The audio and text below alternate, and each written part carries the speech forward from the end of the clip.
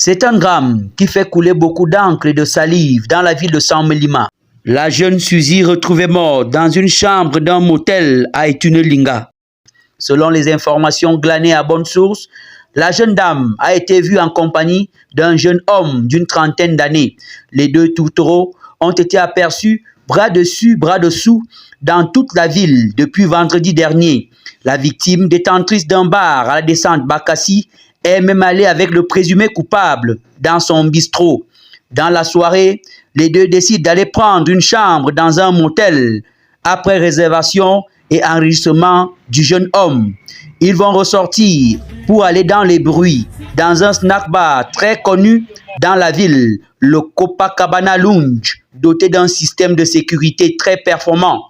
Après avoir picolé, ils vont rentrer dormir dans la chambre réservée. Malgré une nuit tumultueuse, arrosée de cris et de gémissements, selon les témoignages de la réceptionniste du soir, intriguée par un tel brouhaha qui a failli alerter le voisinage. Le lendemain matin, les deux amoureux vont ressortir indemnes et on les a encore aperçus ensemble dans son lieu de commerce. Dans l'après-midi, ils vont retourner à l'auberge, disant cette fois à la réceptionniste qu'ils ne vont pas mettre long. Quelque temps après, le jeune homme va ressortir demandant à la réceptionniste d'aller lui acheter une bouteille d'eau et de jus. Le jeune homme va alors, après une période, ouvrir la colonne de douche et les bruits de l'eau qui coulent abondamment sans interruption vont alerter la réceptionniste. Après un temps, le jeune homme va ressortir seul en disant qu'il va vendre ses produits en ville. Étonné par le comportement inhabituel de la jeune Suzy, la réceptionniste va décider d'aller cogner à sa porte. À sa grande surprise, Suzy baigne dans le sang, à genoux, ligotée, chaussettes enfoncées dans la gorge. La nouvelle de ce drame va envahir la ville, telle une traînée de poudre.